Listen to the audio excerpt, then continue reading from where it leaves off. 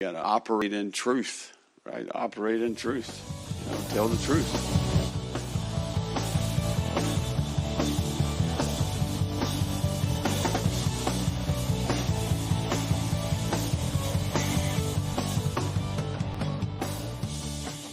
Hello, everybody, and welcome to the Gator Truth Florida Football Podcast. I'm Daniel, and on this episode, we're going to take a look back at the Gators' thrilling 49-7 victory in their home opener against the McNeese State Cowboys. It was a fun night in the swamp for those of us who were there. There were a few things atmosphere that were great, a few things I didn't really care for, such as they've replaced the Gator Always video. That is one of my favorite video packages. Unfortunately, that's no longer there. The new video, I thought it was all right. Maybe it'll grow on me, but to me, it just wasn't Gator Always. And of course, the LED lights, I think there are lots of cool things, including shutting off the lights for Won't Back Down, created a cool atmosphere. However, I really wish that we saw more of the orange and blue, and maybe we'll see that coming up this week against Tennessee. With that said, overall, good time. My nephew, it was his first game. He's 5. He had a good time. So when Charlotte comes to town, if you're like, I don't want to take my kids to a big game like Tennessee, maybe give them a opportunity to see the swamp and take them to the Charlotte game next week. With that said, let's go ahead and get a look at how the Gators did against the McNeese State Cowboys. And the first thing we're going to look at is, of course, during my preview, I said we wanted to see the procedural issues get solved. And as a whole, I believe they did. Obviously, on the first, PAT, we snapped the ball over the holder's head, and that was an issue. Special teams still needs work, which is kind of weird, but this is also something that needs to get done. With that said, the other things that we saw last week that were problems, such as multiple guys with the same number on the field, or only 8 guys on a kick or field goal unit, or all sorts of things, seem to be ironed out, at least for McNeese State. On offense, procedural issues such as the offensive line, we did a lot better with not too many false starts. We did have that false start where the whole team was, or the whole line was called false starting. I believe that is due to a new center. Richie Leonard had moved to center at that point, I do believe, and probably just a miscommunication on snap count. It happens as you're rotating a lot of guys, getting a lot of guys snaps. Nothing that I'm really worried about there. And again, the procedural issues I did think were solved as a whole. With that said, on the things like the false starts, it's much easier not to false start when you don't have someone across the field from you. You're much worried about as far as being able to block. Whereas against like a Utah, for example, you have a Van Fillinger. He's going to cause problems, and that might cause you to just tweak a little bit more, think I've got to get this step first, and that can cause it. So although it's nice to see against McNeese State, that is something I'm hoping to see a little bit more of as we move forward, because again, I believe it's easier to do it against an overmatched opponent than necessarily against a competitive one. But it is a good first step. Now we just have to show the continuing steps this week as Tennessee comes to town. For the offense, I did say we need to work on the run game and the downfield passing game. The running game, we definitely did a good job working on for sure. I mean, we had, counting it up, we had 51 runs for 327 yards. Our main 3 running backs, Montrell Johnson, Trevor Etienne, and Traun Webb, all had 10 plus carries. Johnson and Etienne averaged over 7.5 yards per carry. Webb averaged 5.1 yards per carry. I think some of that is Johnson and Etienne had all their carries beyond some of the top offensive lines. There were some mixing and matching. I know one of the last drives of the first half, if not the last drive of the first half, we actually had Hudson at right tackle, and we moved George over to left tackle, and Barber was sitting on the side. Not saying that it's got anything to do with, whether the guys can play or not, or if we're changing it. No, I think is getting people reps at different positions, and we're doing it early and often.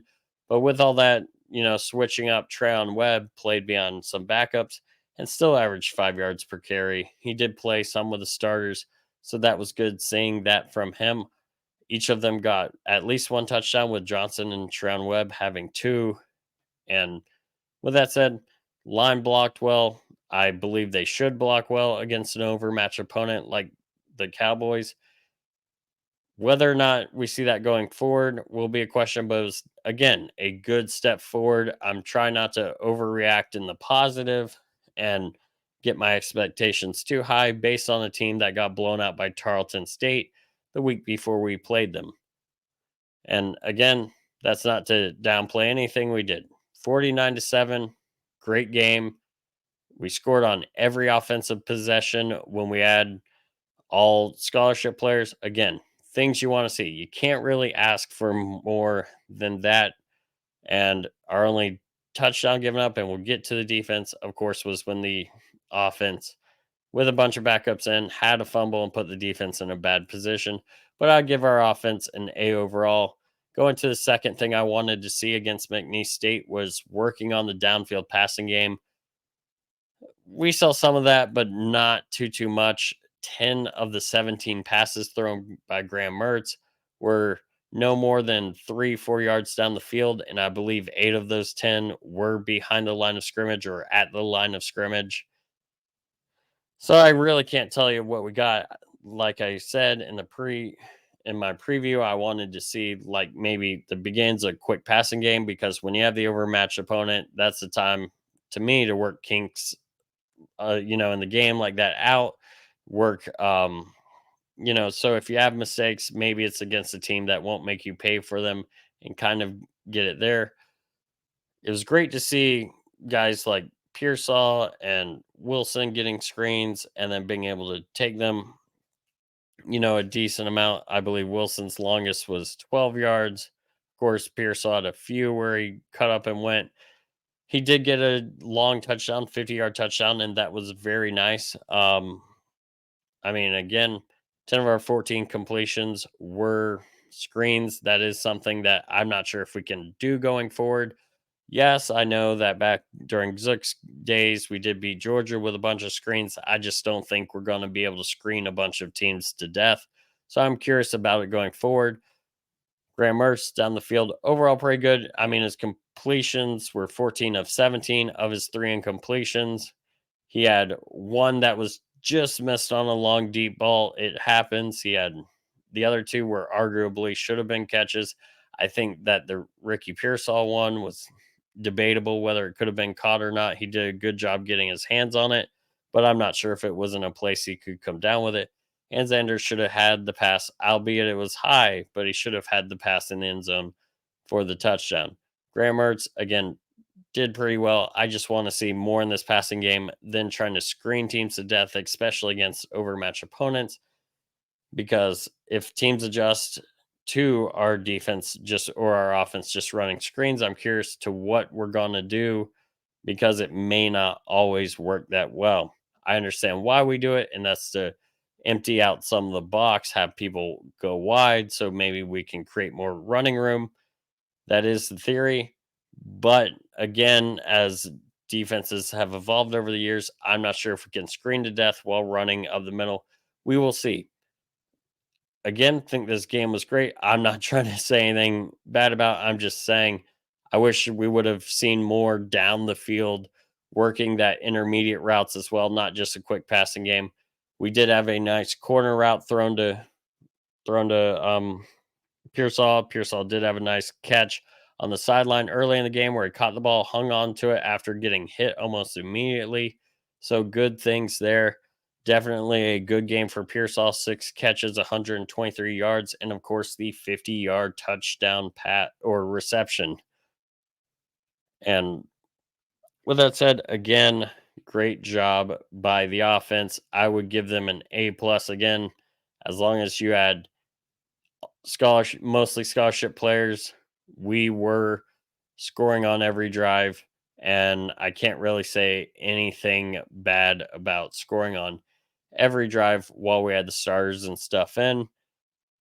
I wish we could have, either gotten that 2-point conversion, or if we could have, just made the first extra point. I remember a few years ago, 2018, or 2017, my bad, when we lost LSU because of a missed extra point. Those 1 points could be the difference. Again, that's not really the offense, but it stems from the offense scoring the touchdown. Special teams needs to follow up with that point after, or if we're in a position where we need 2 points, hopefully we can get it. I know we got it against Utah. Hopefully we'll get it going forward against any teams if it is necessary, and hopefully it won't be necessary, but you never know. Moving on to the defense. One thing I wanted to see was to pressure the QB. We definitely got pressure on the QB. However, we only got 2 sacks. I would attribute that to being a little bit more vanilla on defense, not quite as crazy, and also cycling through a lot more guys than we will probably see on any given day. And that's not a bad thing. It's a good thing to see lots of guys come through, lots of guys play well. But Scooby Williams and Princely Man, they did get their sacks. Great job by them. It was great seeing when Jakeem Jackson came in to make some good pass breakups. Also, a great pass breakup we saw by Jaden Hill. Defense, again, overall did well. Yes, we gave up things like we gave up a 28-yard run or an 18-yard pass. But those things are going to happen from time to time, no matter who you're playing. But the fact that we held, McNeese, again, it is McNeese. I'm not going to look past the opponent, but they only had 112 yards. I do want to also point out that this was going to be our most dominant victory over a cupcake as far as point spread. Well, had we made all the points we could have.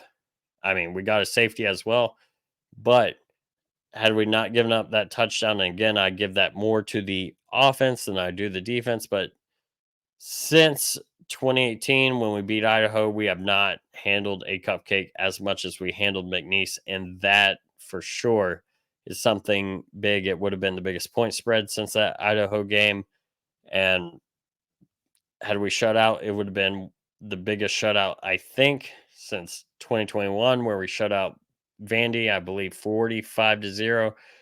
And I think before that, UT Martin was a 45-0 as a cupcake. But then there have been other cupcake games, of course, USF last year, FAU a few years ago, Samford 2021, that weren't exactly blowouts like this was.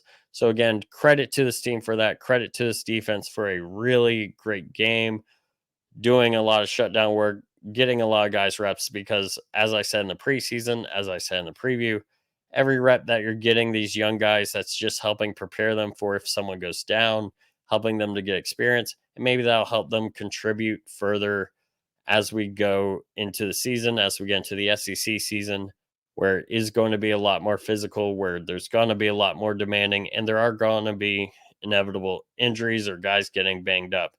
It just is what it is. So it was a very good game to see, in my opinion, from that. Again, cycling through a ton of guys gained a ton of reps. That wouldn't if this were Tennessee, this past week. So great things there. There's not really too much I have to say about this game, honestly. We did what we needed to do. There are things like working on intermediate downfield passing game, quick passing game that I would have liked to see, but I can't complain about what we did. Defense, we got the pressure. We showed solid fundamentals. Again, great defensive play all around. We got the young guys reps. Gators won 49-7. My pick was 52-3, which had we made our extra points, it would have been 51-7 or 51-0. So I'm happy that I was right on at least the number of scores we would have, just maybe not the exact score. With that said, I'm still very happy with 49-7. This was a good game by the team. Very happy with what we've done. And I can't wait to see what we're going to do going forward facing Tennessee this week. With that said, I really don't have much else, but I do look forward to coming back, doing the preview for Tennessee this week. Definitely, if you have not checked out check out our YouTube page if you listen on audio. If you have found us on YouTube, thank you for watching this far. Give us a subscribe, a like definitely helps gets us out to more people. And we'll try and do even more fun content. I uploaded some stuff from the games. I still have that Utah not just pregame Utah atmosphere stuff I need to finish putting together and put on the page as some cool stuff just as an experience for that. I need to get some of our Gator stuff put together and have more of that, such as the won't back down in the dark. I put it on Twitter, didn't put it here, but then again, I did put things like the Gators taking the field and the first 2 bits of the season. I put that on YouTube. So definitely give those a check out. Like, share, subscribe, all of that stuff. And with that said, thank you everybody for listening. And as always, go Gators.